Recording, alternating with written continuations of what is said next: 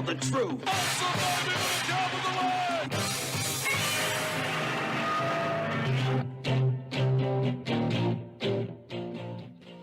Have you been following what's been going on with the war between Cambodia and Thailand? Oh, you didn't know there was a war between Cambodia and Thailand? Didn't hear about that on the news?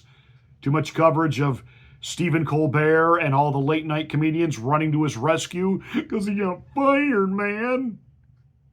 What about Putin desperately trying to hang on to power in Russia because there's chaos over there, and the fact that he needs that win in Ukraine in order to be able to hold on to power, and it would actually be beneficial for us for him to hang on to power because we don't need a repeat of 1990, 1991 all over again when the then starving Soviet Union decided that the best way to raise money fast is, hey, let's just flood the black market with nuclear weapons to anybody who's got the money to buy one.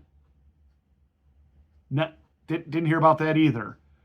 Oh, but we do know that, no offense, Ozzy Osbourne and Hulk Hogan are dead. I'm Pastor Marty. This is the Afternoon Drive. You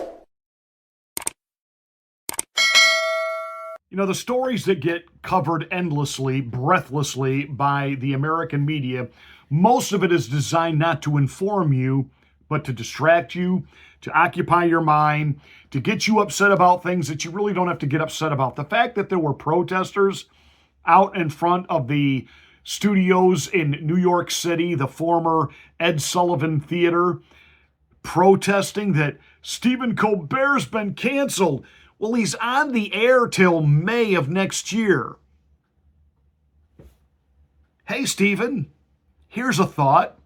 Maybe you get to keep your gig if instead of going scorched earth like a woman scorned, which is what you're doing right now, maybe if you actually had on guests people wanted to see and not just have on has-been Democratic senators and congresspeople and just ad nauseum every night, attack Trump, attack Trump, attack Trump. Maybe if you had on some actual movie stars, some actual people of interest, did some things that were actually really funny, you might begin to grow an audience again, and maybe, just maybe, CBS might see the potential of it actually turning a profit instead of losing money. You would get to keep your gig. But no. It's so much better to just bitch and moan and get all the other failed late night comedians to do the same thing. The sad tragedy is Greg Gutcheck, and I am not a fan of Greg Gutfeld. I have never found him funny. Never, ever. Even back when I used to watch Faux Pas News, formerly known as Fox News, I never found Gutfeld funny. I don't. But even he is the number one guy in late night at 3 million plus viewers. Colbert's got like 1.9 million. Jimmy Fallon's got like 1.1 million, and sandwiched in the middle there is Kimmel with 1.5 million. You're getting beat by Greg Gutcheck. Now, I will say this, though he's still on the broadcast side of quote-unquote entertainment, he has reformatted late-night TV. Gone is the traditional desk and couch that you've been doing that shtick since Johnny Carson. And bringing out people, talking to them, yucking it up a little bit, maybe once in a while, do a little bit. You know, I think Fallon is actually still a little bit funny at that. Stephen Colbert, not at all. Stephen Colbert is as obnoxious as the original late night guy, Steve Allen. The only difference with Steve Allen and Stephen Colbert, because both were pompous arses, is that Steve Allen actually had some talent. Colbert just doesn't have any talent. And listening to guys like Jon Stewart trying to defend this, I mean, it's just unbelievable. The show stinks. The format's dead. It's over. Why is this still in the news? The Democrats all of a sudden want to talk about Jeffrey Epstein, release those files. Even Bernie Sanders is out there saying, release the files. I don't ever remember him saying, Joe, Mr. President, Mr. Biden, Release the files. You didn't hear Pocahontas coming in with a war yelp, riding in on her horse, demanding that the Epstein files be released. But they're doing it now under Donald Trump. And of course, they're all screaming and crying, how dare you insinuate that Barack Obama committed treason? And according to the brain trust over The View, Whoopi Goldberg and Sonny Holstein, well, according to the Supreme Court, Barack Obama has immunity. Not from treason, sweetheart.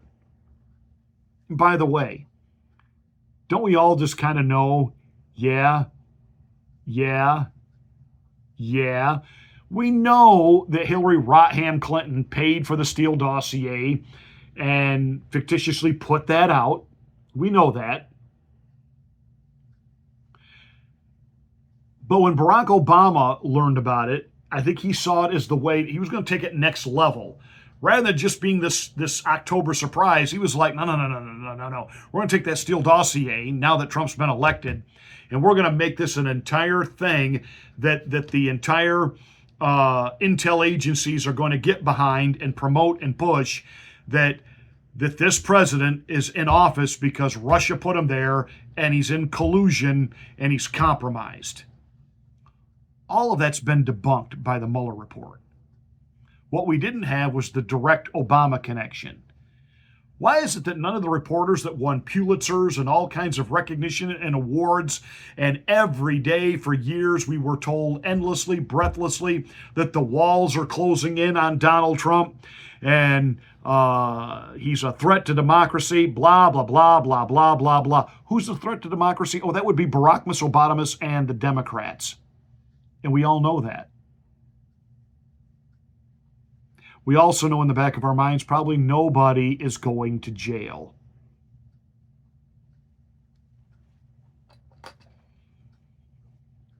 You've got the Democrat mayor of Los Angeles wanting the ICE agents doxxed.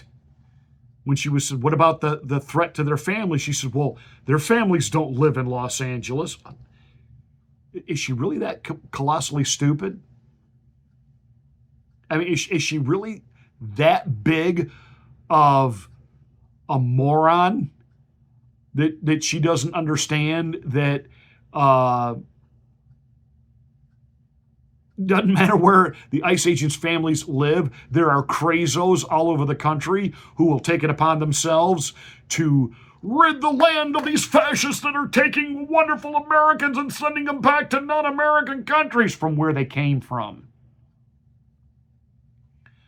Watching women in Pennsylvania crying because ICE went into a supermarket and there's people going to be deported. Somebody's got to stop this. Are you out of your mind? See, this is why the news media doesn't give us real news. Most people can't really handle it. That's number one. Number two, they're so easy to manipulate and control, which is what Rovid was all about. Can we really make these fools wear a shower cap, wink, wink, to go into a restaurant and eat? When they sit down, they can take the shower cap off, but while they're standing, they got to have the shower cap on. Do you look back on any of that now, some of you that went along with it, and think, man, what a jackass I was for listening to these people?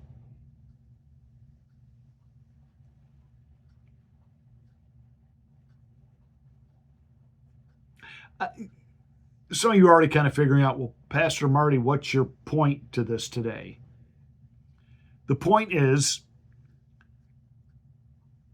what they do tell us, we either already know or we instinctively know that what they're telling us isn't correct. Because we don't get real news. We get propaganda, we get distraction, we get manipulation. We're the most propagandized country on the planet.